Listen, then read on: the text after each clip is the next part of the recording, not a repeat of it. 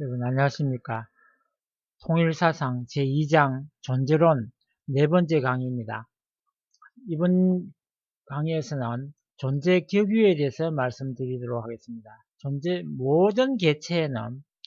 모든 개체는 반드시 각자의 존재 위치가 주어져 있습니다.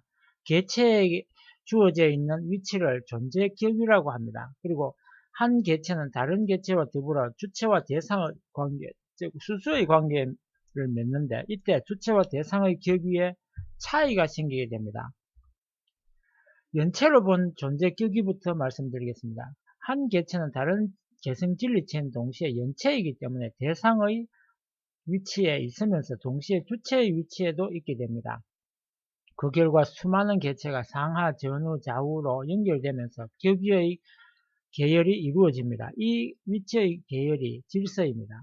이 같은 주체 격유와 대상 격유의 계열, 즉 연체의 계열은 원상에 있어서 주체와 대상의 격유가 3차원의 공간의 세계인 피조 세계에 전개함으로써 이루어진 것입니다. 우주에는 무수히 많은 별들이 있으나 그것들이 모두 연체이기 때문에 격유의 차이를 통하여 수작용을 함으로써 일대 질서 체계를 형성하고 있습니다.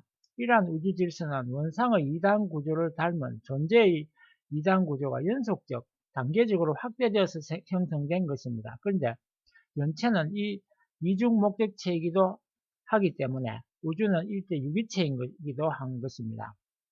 이 같은 유기체 질서의 최상위에 인간이 위치하고 있고 인간 상위에 하나님이 위치합니다. 종적 질서와 횡적 질서에 대해서 말씀드리겠습니다. 그런데 우주의 질서에는 종적인 질서와 횡적인 질서가 있습니다. 우주의 종적 질서의 예를 들어보면 다음과 같습니다. 달과 지구가 대상과 주체의 관계로 수작용을 하고 있습니다. 또 지구는 태양과 수작용을 하여 다른 혹성과 함께 태양계를 형성하고 있기 때문에 지구는 대상이고 태양은 주체입니다. 다음에 태양은 다른 많은 항성들과 더불어 은하계의 중심에 있는 핵 항성계와 수수작용을 함으로써 은하계를 형성하고 있습니다. 이때 태양은 대상이고 은하계의 중심인 블랙홀은 주체인 것입니다. 또 은하계는 다른 많은 은하계와 더불어 우주의 중심부와 수작용을 하여 우주 전체를 형성하고 있습니다. 이때 은하계는 대상이고 우주 중심부가 주체입니다. 이러한 달, 지구, 태양, 블랙홀, 우주의 중심으로 이어지는 계열이 우주의 종적 질서입니다. 다음은 우주의 횡적 질서의 예를 들어보도록 하겠습니다. 태양계를 보면 태양을 중심으로 하여 수성, 금성, 지구, 화성, 토성, 목성, 토성, 천왕성, 해왕성, 명성은 제외됐지만 작은 천체들을 합쳐서 8개의 혹성이 횡적으로 질서 정연하게 배열되어 있습니다. 태양을 중심으로 한 이들 혹성 간의 배열이 태양계에 있어서의 횡적인 질서입니다. 이러한 횡적 질서가 다른 항성계에도 나타나고 있으면 물론입니다. 태양계의 태양 중심의 종적 질서와 횡적 질서를 도표로 표시하면 위와 같은 것입니다. 우주 질서와 가정 질서에 대해서 비교하면서 말씀드리겠습니다. 가정도 본래는 우주와 같은 질서 체계를 이루는 것이 그 본연의 모습입니다. 가정에서는 손자, 자녀, 부모, 조부모, 정조부모라는 종적인 질서와 부모를 중심한 자녀들인 형제, 자매의 서열로서 횡적인 질서가 있습니다. 가정의 종적 질서와 횡적 질서를 그림으로 나타내면 다음과 같습니다. 통일 사상에 의하면 구성 요소로 볼 때 인간은 소우주이며 우주의 축소체입니다. 그리고 질서라는 관점에서 볼 때 가정은 우주의 축소체입니다. 그리고 우주는 가정의 확대형입니다. 한 은하계 안에서 태양계와 같은 혹성계가 무수히 있다고 하며 또 대우주에는 은하계가 또한 무수히 있다고 합니다.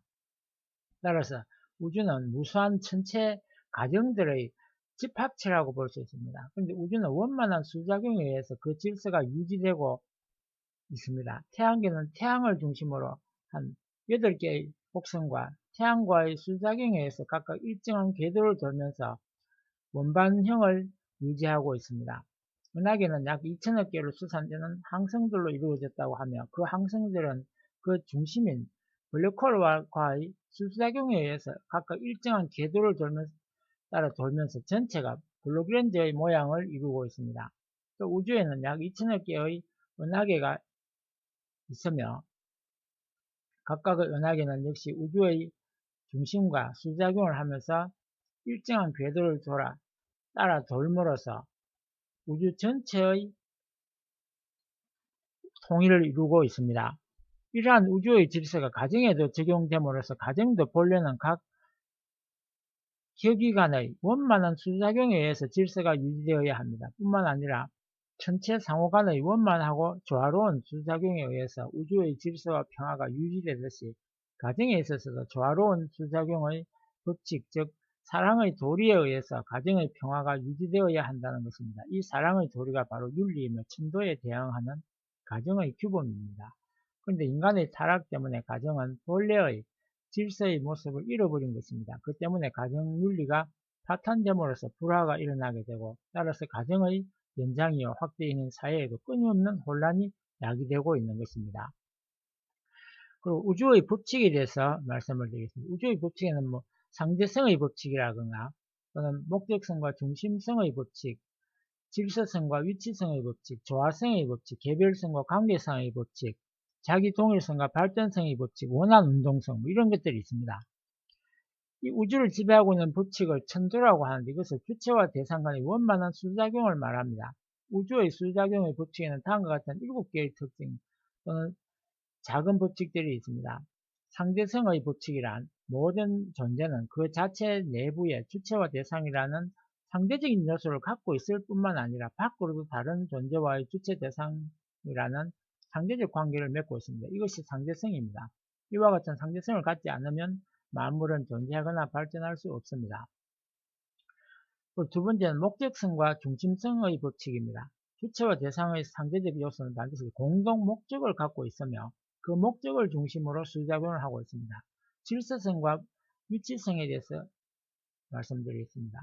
질서성과 위치성의 법칙이란 모든 개체는 각자가 존재하는 위치, 즉 격위가 주어져 있으며 그 격위에 의해서 일정한 질서가 유지됩니다. 조화성의 법칙이란 주체와 대상의 수작용은 원화성이며 조화성이어서 조화적이어서 거기에서 대립이나 투쟁이 있을 수 없습니다. 하나님의 사랑이 항상 그곳에 작용하고 있기 때문입니다. 개별성과 관련성의 법칙에 대해서 말씀드리겠습니다. 모든 개체는 개성진리체이면서 동시에 연체입니다. 따라서 각 개체는 고유한 특성을 지니는 다른 개체와 일정한 관계를 가지고 상호작용을 하고 있습니다. 그리고 자기 동일성과 발전성의 법칙은 모든 유기체는 일생을 통하여 변치 않는 본질, 즉 자기 동일성을 유지하면서 동시에 성장과 더불어 변화하고 발전하는 면, 즉 발전성을 가지고 있습니다. 우주도 일종의 유기체로서 그 점에 있어서는 마찬가지입니다. 그리고 원한 운동성의 법칙은 주체와 대상의 수수작용에 있어서 대상은 주체를 중심하고 돌고 있으며 시간성 또는 공간성으로 원한 운동을 하고 있습니다. 이와 같은 우주의 법칙, 소법칙들은 로고스의 작용에 기인하는 것입니다. 그런데 이미 원상론에서 말씀드린 바와 같이 로고스는 법칙이면서 심정을 토로한 이성을 포함하고 있습니다. 따라서 그 로고스의 배후에는 사랑이 작용합니다. 그것은 하나님이 우주를 로고스로 창조하실 때 심정과 사랑을 동기로 하였기 때문입니다. 그 때문에 문선명 선생은 우주에는 물리적인 힘뿐만 아니라 사랑의 힘도 함께 작용하고 있다고 가르치고 있습니다. 이 우주의 법칙이 개인에게 적용되면 도덕이 되고 가정에 적용되면 윤리가 됩니다. 즉 우주의 법칙과 가정의 윤리 법칙은 대응 관계에 있습니다. 따라서 가정을 확대한 것이 사회이며 사회에도 천도에 대응하는 사회윤리가 세워져야 하는 것입니다. 우주의 법칙을 위반하면 개체는 존재할 수 없게 됩니다. 예컨대 태양계의 혹성 중의 하나가 궤도를 이탈하면 그 혹성은 자체의 존재를 유지할 수 없게 될 뿐만 아니라 태양계는 일대 이변이 일어날 것입니다. 마찬가지로 가정이나 사회에 있어서 사람들이 윤리 법칙을 위반하면 파괴와 혼란이 일어날 수밖에 없습니다. 그러므로 혼란된 사회를 구하기 위해서는 윤리 법칙을 확립하는 것이 무엇보다 요긴한 과제입니다. 그런데 종래의 종교나 사상에 근거한 윤리로는 논리적인 설명이 없기 때문에 분석적이요 이성적인 현대인에게 설득력이 없으며 오늘날은 옛부터 전해온 윤리관이 대중의 관심을 거의 끌지 못하고 있습니다. 통일사상은 윤리법칙이 인간의 자유로 만든 법칙이 아니라 우주의 법칙에 대응하는 필연적인 법칙임을 밝히고 윤리와 도덕의 실천의 당위성을 가르치고 있습니다. 윤리와 도덕의 내용에 관해서는 가치론이나 윤리론에서 구체적으로 다루기를 하고 여기서는 여기까지 하고 마지막으로 통일사상의 입장에서 우주법칙에 관한 공산주의의 견해를 검토해 보기로 하겠습니다. 공산주의 우주관은 변정법적인 우주관이므로 우주의 운동, 변화, 발전은 사물에 내재하는 모순 또는 대립물의 투쟁에 의해서 이루어진다고 합니다. 그리고 인간 사회가 발전하기 위해서는 투쟁, 즉 계급 투쟁이 필요하다고 합니다. 레닌은 철학 노트에서 대립물의 통일은 조건적, 일시적, 경과적, 상대적이라고 했습니다. 서로 배제하는 대립물의 투쟁은 발전, 운동이 절대적인 것처럼 절대적이라고 말하고 발전은 대립물의 투쟁에 의해서라고까지 단언하고 있습니다. 이와 같이 공산주의는 대립물의 투쟁에 의해서 사물이 발전한다고 해서나 실제로 우주에는 그러한 현상은 발견할 수 없습니다. 우주는 오늘날까지 조화를 이루면서 발전해 온 것입니다. 과학자가 우주를 관찰해 볼 때 별의 폭발과 같은 현상을 발견하게 되는데 그것은 부분적인 파괴 현상일 뿐 결코 우주 전체의 현상은 아닙니다. 이것은 생물체에 있어서 낡은 세포가 사라지고 새로운 세포가 출현하는 현상과도 같은 것으로서 새로운 별의 탄생을 위해서 낡은 별이 소실되는 과정인 것입니다. 동물의 세계는 약육강식의 세계이므로 동물계에 한해서만은 대립물의 투쟁 이론이 맞지 않느냐 하는 의문이 생길 수도 있습니다. 예컨대 뱀은 개구리를 잡아먹고 고양이는 쥐를 잡아먹습니다. 공산주의는 이런 사실을 가지고 인간 사회의 투쟁 이론을 합리화하려 할지도 모르겠습니다. 그러나 뱀과 개구리나 고양이와 쥐의 경우는 서로 종이 다른 동물끼리의 싸움입니다. 분류학상으로 볼 때 생물은 계문, 강목, 과속, 종으로 분류됩니다. 고양이와 쥐의 경우에는 목에 있어서 고양이는 식용류에 속하고 쥐는 설치류에 속합니다. 고양이와 쥐는 목에서부터 다른 것입니다. 뱀과 개구리의 경우 강에 있어서 뱀은 파충류에 개구리는 양수류에 속합니다. 뱀과 개구리는 강에서부터 다른 것입니다. 즉, 한 동물이 다른 동물을 죽이는 경우 그 두 동물의 분류학상 최소한 종의 단위가 다릅니다. 그런데 자연계에 있어서 같은 종에 속하는 동물들끼리는 싸우더라도 죽이는 일은 극히 드뭅니다. 고양이는 쥐를 잡아먹지만 고양이끼리는 죽이거나 하지는 않습니다. 뱀은 개구를 잡아먹지만 같은 뱀은 잡아먹지 않습니다. 그러나 인류는 호모사피엔스로서 같은 종에 속해 있으면서도 인간끼리 서로 빼앗거나 죽이기도 합니다. 따라서 자연계에서 약육강식의 현상을 가지고 인간 사이의 투쟁에 정당화시킬 수는 없는 것입니다. 사자의 집단 사회 내에 새로운 수사자가 들어가면 그 집단의 두목과의 사이에 전쟁이 벌어집니다. 그러나 그것은 헤게모니 쟁탈전으로서 보스를 결정하기 위한 싸움이며 질서의 중심을 세우기 위한 싸움입니다. 일단 강약이 결정되면 약자는 바로 강자 앞에 굴복하고 싸움은 끝납니다. 이러한 싸움은 인간을 살해하는 따위의 투쟁과는 본질적으로 다릅니다. 이와 같이 자연계는 인간 사이의 투쟁을 합리화하는 현상은 전혀 없습니다.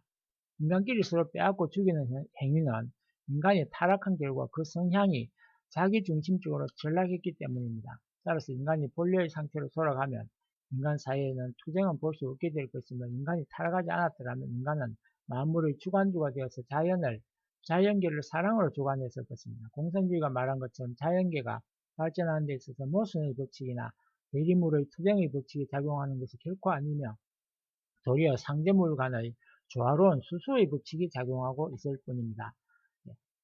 존재론에 대해서는 여기까지 하고 마치겠습니다. 다음은 본성론에 대해서 말씀을 드리도록 하겠습니다. 기대해 주시고 구독을 꼭 부탁드리겠습니다. 감사합니다.